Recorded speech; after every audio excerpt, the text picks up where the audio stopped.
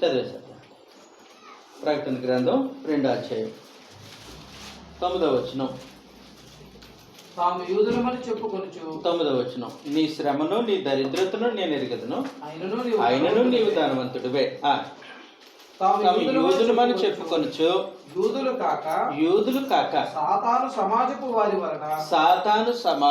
వారి వలన నీకు కలిగిన దోషను నేను ఎరుగుదును అని చెప్పేసి.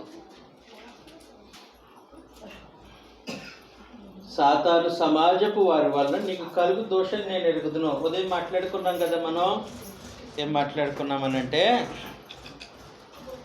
స్మరణ స్థానిక సంఘాన్ని వ్యతిరేకించేవారు ఆ ఊర్లో ఉన్నారు. అందులో ఒకరు యూదులు అని చెప్పారు.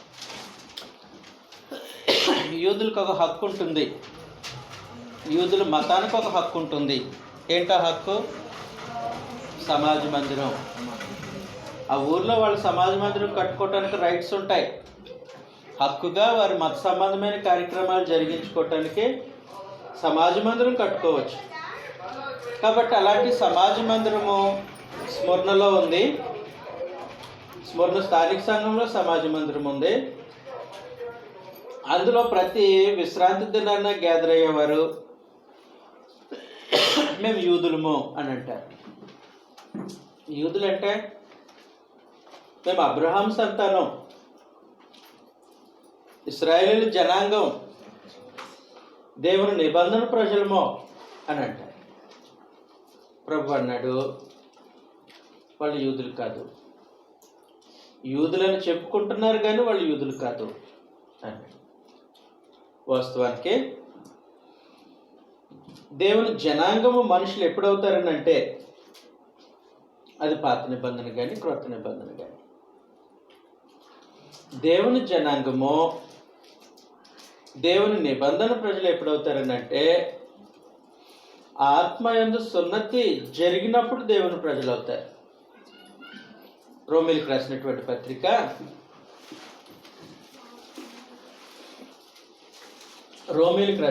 పత్రిక 2వ అధ్యాయం 28వ వచనంలో నుండి బాహ్యమునకు యూదుడైన వాడు యూదుడు కాడు. శరీరమందు బాహ్యమైన సున్నతి కాదు. శరీరమందు బాహ్యమైన సున్నతి కాదు. అయితే అంతరంగమందు యూదుడైన వాడే యూదుడు. అంతరంగమందు యూదుడైన వాడే యూదుడు.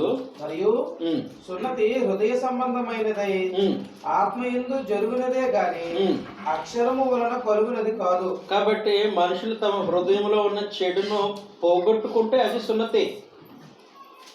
శరీరేచ్ఛలతో కూడిన స్వభావాన్ని పోగొట్టుకుంటే అది సున్నతి. అలా కాకుండా మామూలుగా బాహ్య సంబంధమైన సున్నతి ఉంది కాబట్టి మేము యూదులు అని అంటే ఆయన అంగీకరించడం. రెండవ సంగతి, క్రొత్త నిబంధన కాలంలో ప్రభు అయిన యేసుక్రీస్తును ఆయన మరణించి సమాధి చేయబడి పునరుద్ధరణ అయిన తర్వాత సంఘ యుగంలో ప్రత్యేకించి సున్నతి అనేది పరమదేవుడు చేసే కార్యక్రమం. హృదయంలో సున్నతి, అది శరీరేచ్ఛలతో కూడిన స్వభావానికి సున్నతి. అది జరిగితేనే దేవుని జనాంగం అవుతారు. చదువుతాం. కొలస్సీలకు రాసినటువంటి పత్రిక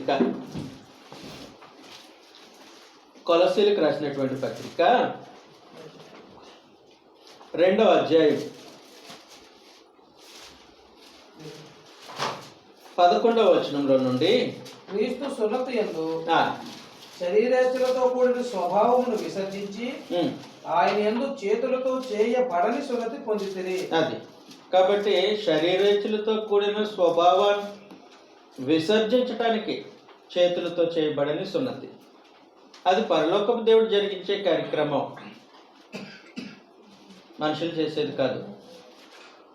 అలాగూ ఎవరికి సున్నతి చేయబడుతుంది అని అంటే ప్రభునందు విశ్వాసం ఉంచినటువంటి జనాంగానికి.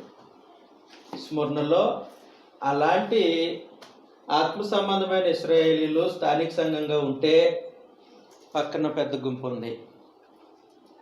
వాళ్ళు యూదులు, బాహ్యానికి యూదులు, కానీ అంతరంగమందు వారు యూదులు కాదు. కాబట్టి వాళ్ళు మేము ఎన్నిసార్లు మేము యూదులము అని చెప్పుకున్నా ప్రభు వాళ్ళు అంటున్నాడు, మీరు సాతాను సమాజం వారు అని. ఈ సాతాను సమాజం వారు ఏం చేస్తున్నారంటే దూషిస్తున్నారు.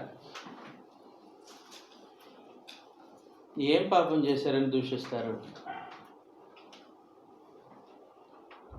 క్రీస్తు ప్రభు సంఘం ఏం పొరపాటు చేశారని దూషిస్తారు. వాళ్ళు దూషిస్తున్నారు. వ్యతిరేకించడం వేరు, దూషించడం వేరు. దూషించేస్తున్నారు. చదువుతాం ఈ సంగతిని మనం. ప్రకటన 3వ అధ్యాయం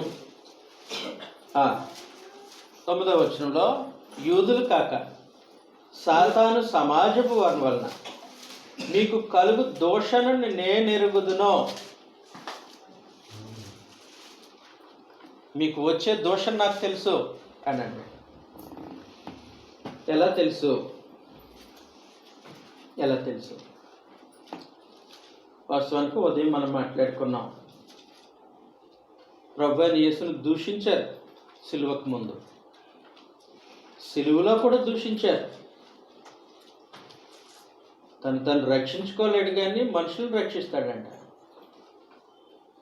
నువ్వు దేవుని కుమారుడు అయితే సిలువ నుంచి దిగిరా. ఇలాంటి దోషాలను ప్రభువైన యేసు ఎదుర్కొన్నారు. కాబట్టి ఆయన ఏమంటున్నారంటే, మీకు కలిగిన దోషం నేను ఎరుగుదును. అంటే దోషణ ప్రభు అయిన యేసుకే తప్పలేదని అంటే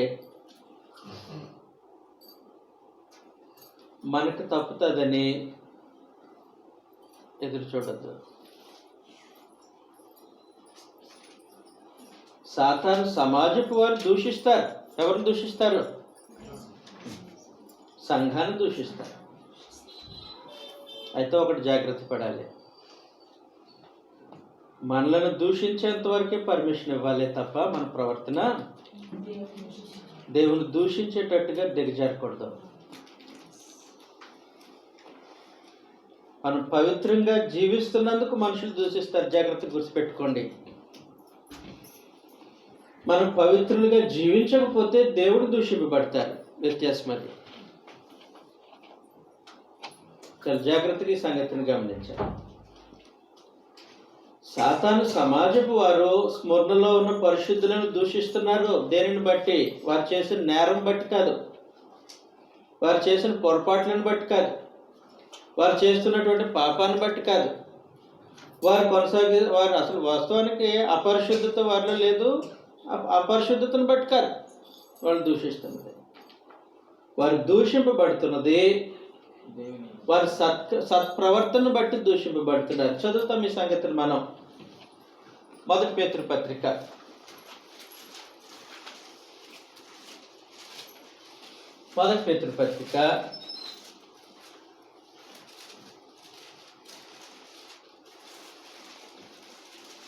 4వ అధ్యాయం 3వ వచనంలో నుండి,